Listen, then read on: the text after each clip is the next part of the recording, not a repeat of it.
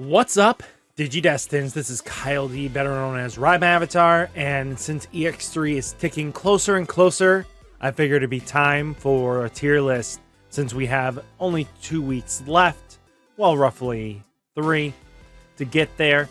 We will see what happens with this set. So without further ado, let's dive into the tier list video and talk about it. So first off, remember, hit the like button, hit the subscribe button if you are not subscribed to this channel, and leave a comment down below. Even just leaving an emoji or just like hi comment will actually push this video through the algorithm. So hopefully we can do that. But without further ado, let's dive into the just hecticness of EX-3's tier list. So first off, we start off with color coding. We're going to save Shoutmon for a bit, but Canis Wisemon, or aka the Gammamon deck, is good, but definitely needs more support right now. It's the fact. It just needs another round of support, and hopefully it can get there. It can do some crazy shenanigans by OTKing and clearing, but the deck still struggles to get that final attack in. It stops at a level 5 that isn't giving it its end-all be-all answers. And that's the big problem of the deck. It just needs a top end reliant on power. So hopefully we get that in future sets, but until then, we'll have to wait. Next deck we're going to talk about is none other than Jessamon. Jessamon is actually, with the restrictions that were put in place, you have a restriction to Sunrise Buster, and you have a restriction to the ×4. That means, you know, we still have a great deck in the form of Jessamon. I think Jessamon is at 1.5 tier, still a gatekeeper, really powerful. I wouldn't call it a tier 2 deck. When it goes off, and it can clear house, but it still fall under the brick reliance. So that's going to be its biggest issue, is that if it bricks too hard, you're kind of screwed. So it's just something to keep in mind. Next, we do have the red hybrid deck, Ancient Greymon. The deck can still do some crazy shenanigans. If the deck can build up the proper stack and climb and then end with a Blitz Omni, the deck is golden. If it can kill your opponent in most circumstances, because if they don't have a spam ton of blockers or a way of de-digivolving your boss Digimon, you're actually pretty good. Outside of that, that's the only downside for the deck. To be honest with you, blocker spamming and de-digievolution really sets it back, but it doesn't have that. You're kind of golden. Time for Bonds of Friendship and Bonds of Bravery. Well, Bonds of Bravery first, before we get to Friendship. Definitely just give them better support at this point. The deck can OTK, but it's self-suicidal, and in this format, we are dealing with OTK decks, and we're dealing with newer decks that can just really go ham on you. So sometimes it's just not worth it, in my opinion, to go all out. So there's just some things that you just don't want to risk it at all. Next, we're going to talk about is War Greymon X, aka the War Greymon deck. The deck still is fantastic. It gained a new card in BT10 in the form of Omnimon X Antibody that can just apply a lot of pressure. It's still a great deck. It's going to OTK your opponent. It's going to do some crazy shenanigans, and it can keep it your turn so you can just clear out the rest. So as long as you can keep pace and you just get that one stack, even Blue Flare struggles a little bit against this deck because it just doesn't care at points. As long as you can keep the pressure up, they're not going to do much against you. So outside of that, we just have that. Next, we do have Gallantmon. This deck actually got a nice wave of support, actually feeling like it's a stronger contender than it was before.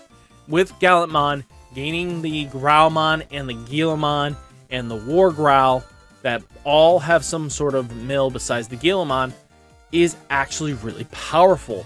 Being able to give it the mill that the deck needed to mill your opponent, because sometimes your opponent you didn't kill anything fast enough, and the deck it was trying to be a control deck.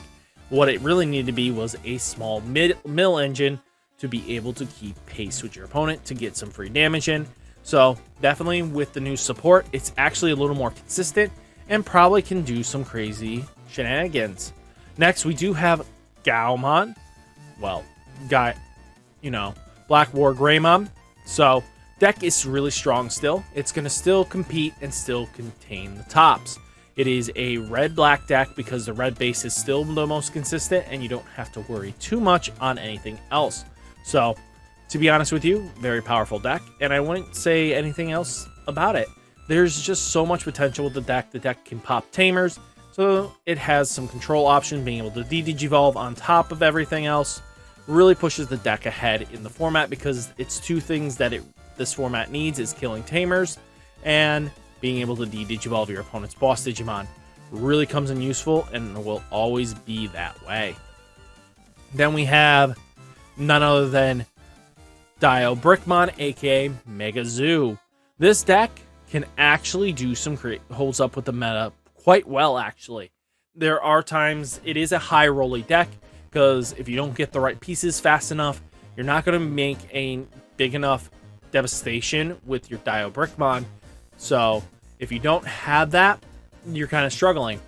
But if you do, it can get really crazy really fast because answers can't always be in any form. So to be honest with you, at times it feels like a 1.5 deck could even get to crazy strong as long as your hand opens up magically. But for right now, it definitely holds up the meta because it loses to itself more than often than not. So next red deck we'll talk about is going to be the Dragon Link deck. Technically this is red and black, but definitely the deck does have some power behind it. It's definitely going to lead the pack a little bit. Even in topping records wise, the deck held a good representation. It had a good amount in JP's run. And yes, they are best of ones in most circumstances, but a deck like this that has a way of de-digivolving, preventing evolution, everything like that really does help out. And especially since it makes it so that its tamer basically re-changes the laws of on-play skills to becoming on Digi-Evolution. The deck will always get better support in the future because it's always going to be Dragon based. So we'll have to see what else it can do. But all in all, great support there. So now that I would say that's all for the red decks. And now we're going to move on to the blue decks. We are going to talk about Blue Flare here. Blue Flare is actually really good still in the format. As long as your opponent brings out 2 Digimon, it is very crazy strong. The thing is, a confident opponent will not feed you your dinner. The thing is, Blue Flare is a hungry deck for 2 Digimon on it. And if you can make it so that you only have 1 Digimon and you can answer that, it does struggle a bit. But if you have 2 Digimon on board in any capacity, this deck will go off and punish you for that.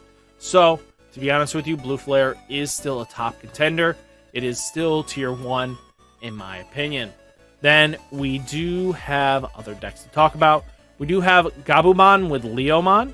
So, the thing about that deck is, surprisingly, it just needs one more wave of support.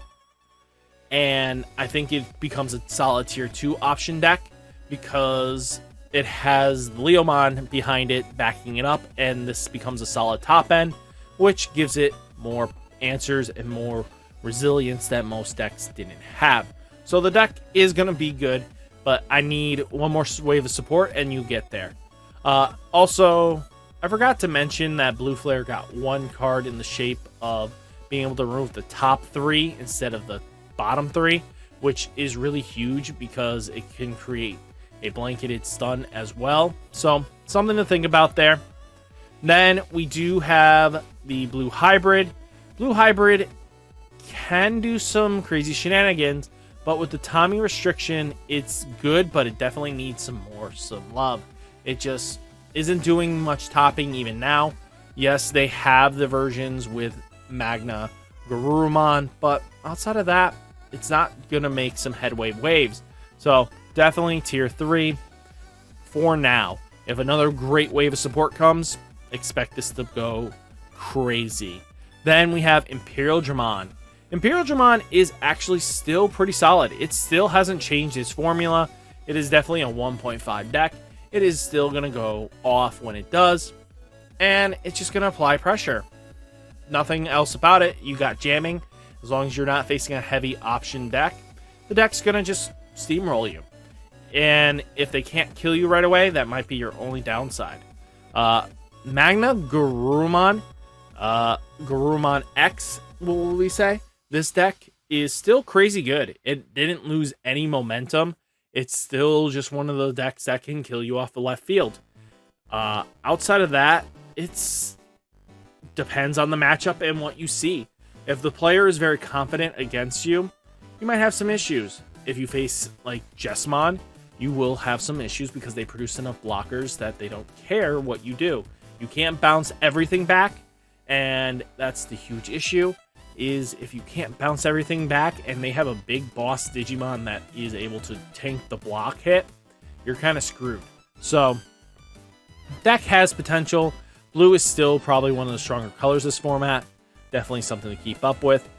Next, we will talk about the armor deck with GX. It did take first place in the most recent test event and in the DC1.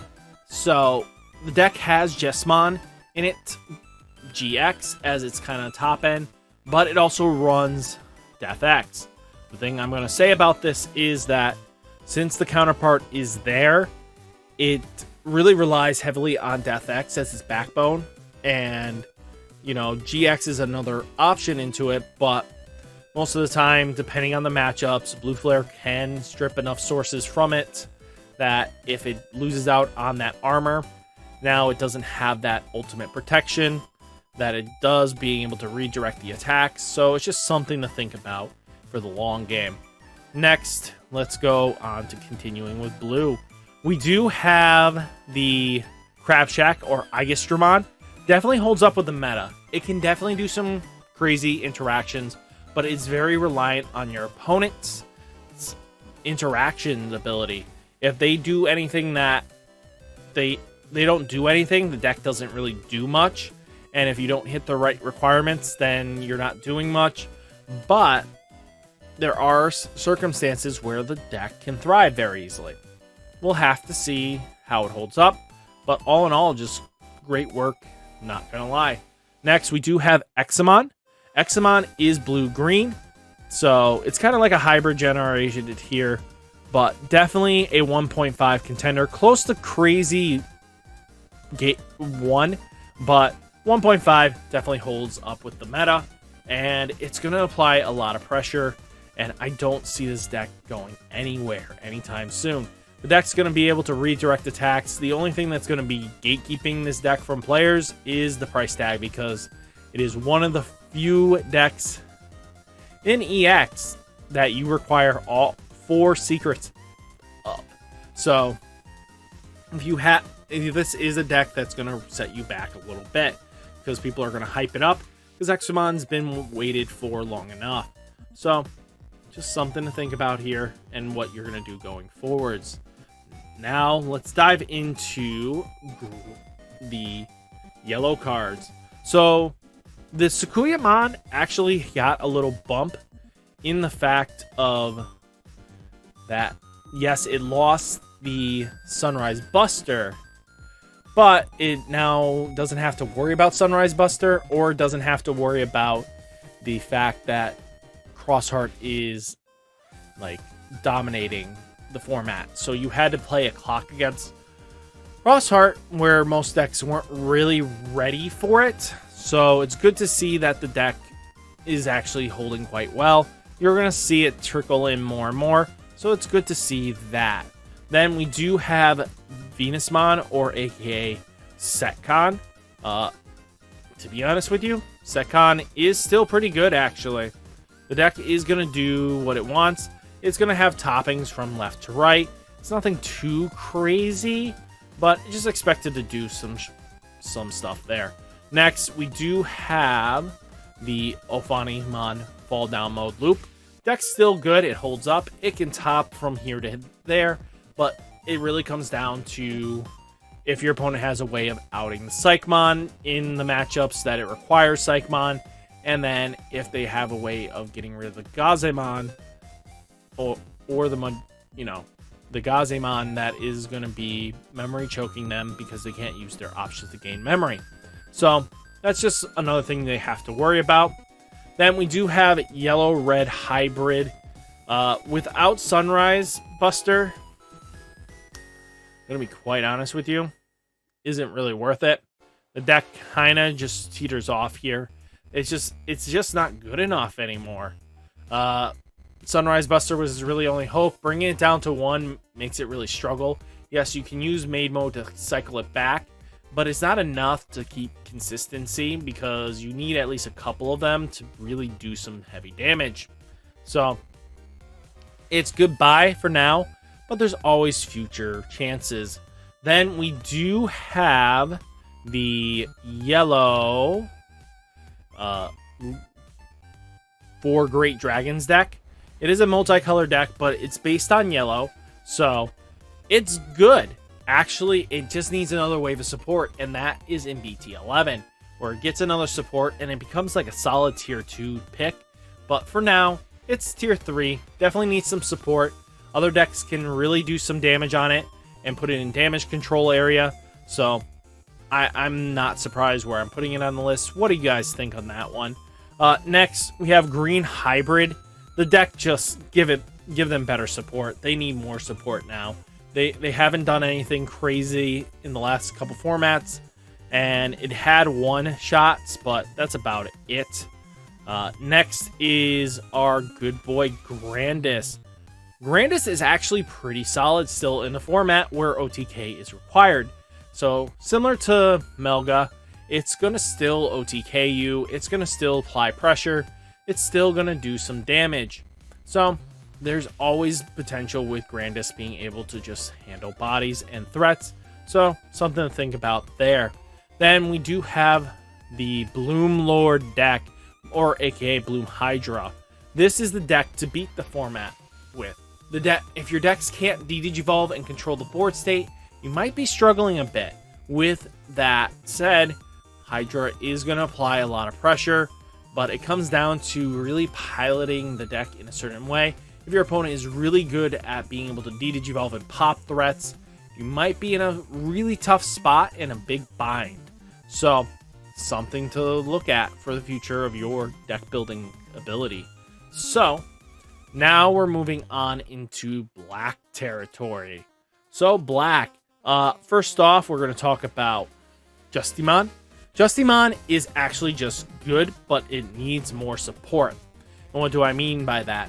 It needs its next round of support, and then with that, I think it actually moves up to tier 2 because Justy Kick plus, Mimi plus, Mamamon being able to play more tamers, and then Justy Kick being able to reduce its cost, then using Mimi to reduce the cost even more. So that becomes 4 Mimis equals like 8 reduced cost on a Justy Kick, which is crazy strong in some circumstances. So something like that, you definitely want to keep that an eye out. Dark Knightmon, definitely a tier 1, 1.5. The deck does do really good actually between everything else because of the ability to D-Digivolve and then pop a play cost 5 or less usually really does a damage on your opponent. There's not always something they can do to out it, so there's just always good news with Dark Knightmon. Dark Knightmon's gonna definitely do some damage. Definitely a sleeper pick at the moment, but if you have it, might be worth dusting it off and really giving it the good 1-2 over on. Next, we do have the Restricted Alphamon. After the hit, it still actually holds up the meta. Is it a 1.5 deck? No.